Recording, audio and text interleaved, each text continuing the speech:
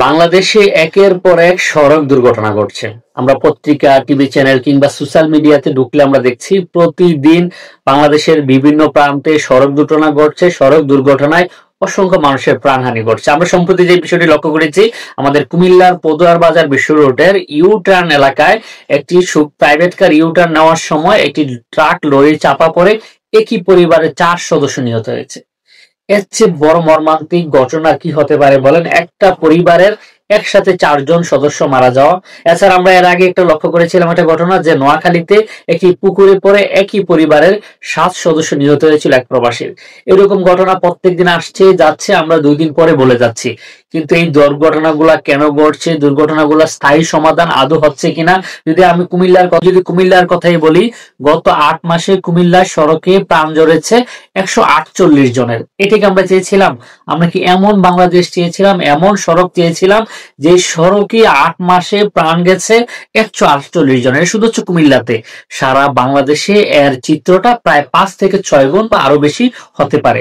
তো এখানে স্থায়ী সমাধান কি হচ্ছে বলেন? কুমিল্লাতে ইউ টার্নের বিষয়টা যদি আমরা বলি, আপনারা যারা আমার ভিডিও নিয়মিত দেখেন, আজকে থেকে প্রায় মনে হয় 1 থেকে 2 বছর আগে, মেবি 2 বছর হবে, 2 বছর আগে আমি একটা ভিডিও করেছিলাম যে কুমিল্লাতে একটা ইউ টার্ন হচ্ছে, একটা ইউলুপ হচ্ছে এবং একটা আন্ডারপাস হচ্ছে পদুয়ার বাজার বিশ্ব রোড রেল ক্রসিং কে ঘিরে। আপনারা দেখেন, পদুয়ার বাজার রেল লাইনের উপরে ফ্লাইওভার নির্মাণ করা হয়েছে, কিন্তু ফ্লাইওভারটা শেষ করা হলো কোথায়?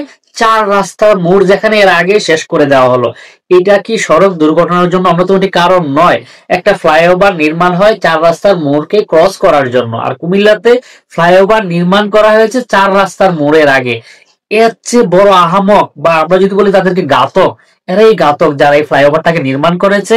এই ফ্লাইওভারের জন্য কিন্তু এখন প্রতিনিয়ত দুর্ঘটনা ঘটছে। তো গতকালকে এই দুর্ঘটনার পরে আমাদের প্রশাসন নড়েচড়ে বসেছে। প্রশাসন নড়েচড়ে বসে কি সিদ্ধান্ত নিয়েছে? ইউলুপটা কখন হবে তার কোনো পাত্তা নেই। ইউলুপের কাজ অর্ধেক হয়ে বন্ধ আছে, জমি অধিগ্রহণ নেই। আরে বাবা, ইউলুপের কাজ অর্ধেকের পরে জমি অধিগ্রহণের কথা মাথায় আসলো? এখন সিদ্ধান্ত নিয়েছে 2 কিলোমিটার পরে একজন মানুষ, তাকে পদুয়ার বাজার এই পার থেকে ওই পার যাওয়ার জন্য তাকে 2 কিলোমিটার পূর্ব দিকে গিয়ে ঘুরে ইউ টার্ন নিতে হবে। এটা হচ্ছে নোয়াখালী, লক্ষ্মীপুর, চাঁদপুর এই অঞ্চলের মানুষ বা লাকসাম, তারপর হচ্ছে লালমাই, এদের জন্য তো বিড়ম্বনা আছে। যার বাড়ি মনে করেন যে পদুয়ার বাজার বিশ্ব রুটের দক্ষিণ পার, তাকেও ঘুরতে হবে প্রায় 2 কিলোমিটার। তো এই যে সিদ্ধান্তগুলা কিন্তু স্থায়ী কোনো সমাধান না। মানুষের দুর্ভোগ বাড়বে, হয়তো প্রাণহানি কমবে, দুর্ভোগ বাড়বে, কিন্তু আমরা একটা স্থায়ী সমাধান চাই।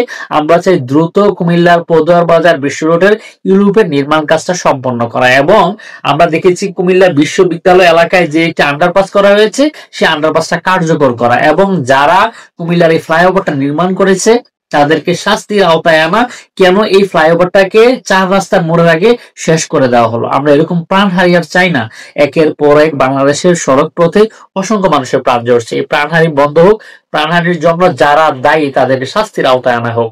এরকম ত্রুটিপূর্ণ নির্মাণ কাজ যারা করছে তাদেরকে আইনের আওতায় আনা হোক, এবং দীর্ঘমেয়াদী পরিকল্পনা করে 6 মাস পরে, 1 মাস পরে, মানে 1 বছর পরে কাজ হোক, কিন্তু তার আগে পরিকল্পনা সঠিক হোক। এই প্রত্যাশা রাখছি। আর ভিডিওটি শেয়ার করে সকলকে দেখার সুযোগ করে দিন। আল্লাহ হাফেজ।